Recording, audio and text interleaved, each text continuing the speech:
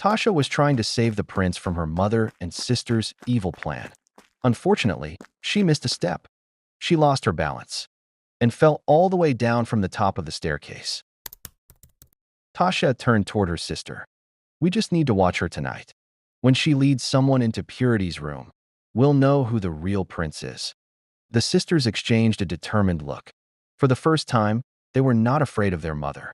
They were ready to stop her. The next morning, the city was calm after the chaos of the scandal. Melody visited the same fruit stall as always, her heart heavy with shame and confusion.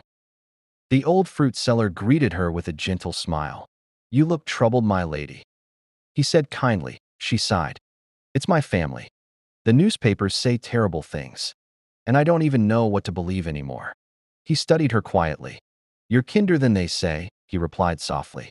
Don't let their lies define who you are. She looked at him curiously. You speak like someone who knows what it feels like to hide. He smiled faintly. Maybe I do. A soft wind passed between them, carrying silence and understanding. For a brief moment, they simply looked at each other, two souls drawn together by fate, though neither yet knew why. A week later, the Heart-King Palace glowed with golden light and music. The grand ballroom shimmered like a dream. Masks of every color sparkled under chandeliers: silver, black, crimson, and gold. Lady Maya moved through the crowd like a queen of shadows, her white mask gleaming like ivory. Every smile she gave hid a secret. She had sent a special invitation to a young, handsome fruit seller, Maduka, the man she believed to be Prince Arnold in disguise. His mask was shaped like a lion's face, a symbol only she would recognize. That night, Melody worked quietly as a servant, carrying trays of drinks and food. Lady Maya had forbidden her from attending the banquet as a guest. She was only allowed to serve. Then, the great doors opened. Countess Valeria swept in, wrapped in emerald silk, her mask glittering with jewels. Her smile was sweet, but her eyes were sharp as glass. Lady Maya, she said with mock grace, bowing low, how bold of you to show your face after such unfortunate news. Maya returned the smile, her voice smooth as silk. Oh, my dear Valeria, masks make it so easy to hide shame, don't they? Their words were polite, but their eyes were daggers. Moments later, Maduka entered the hall. Dressed like a foreign noble, he wore the lion mask, exactly as Lady Maya had planned. When Maya saw him, her heart quickened. There you are, she whispered to herself. Tonight, my daughter becomes your wife. She gave a small signal to one of her servants. The servant nodded and quietly poured extra wine into Maduka's glass.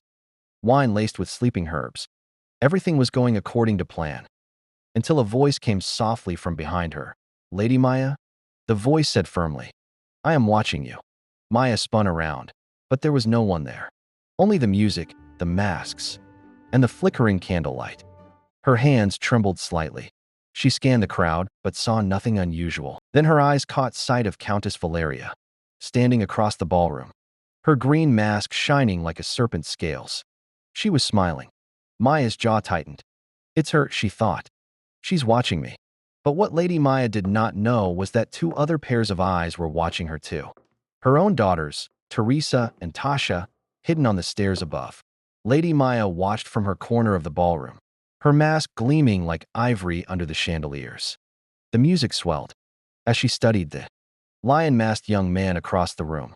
Maduka laughed, his movements slow and unsteady, his golden drink sloshing dangerously in his cup.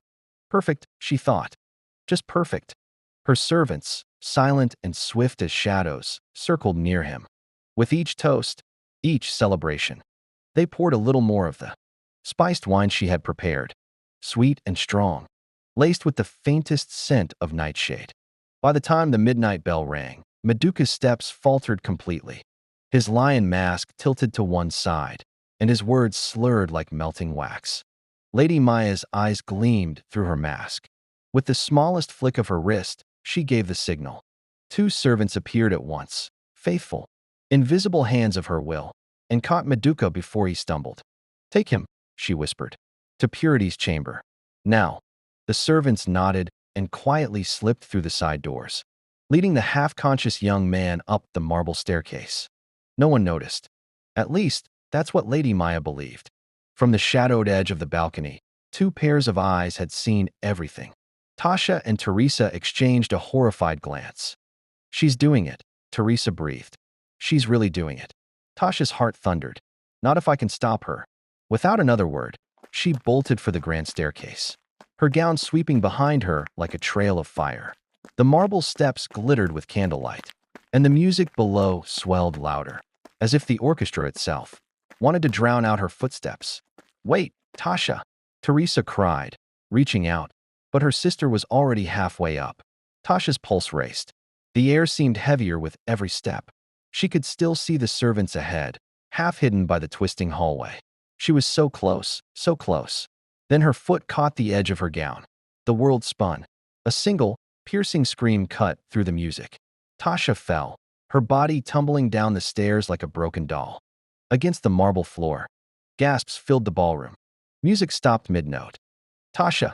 Teresa's voice tore through the silence as she rushed forward. Guests crowded around, their masks reflecting horror and confusion. Lady Maya froze where she stood, her blood turning to ice.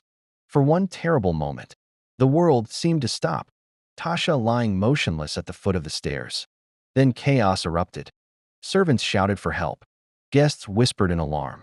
Somewhere in the distance, Countess Valeria smiled faintly behind her serpent-green mask, watching everything unfold as if she had been expecting it.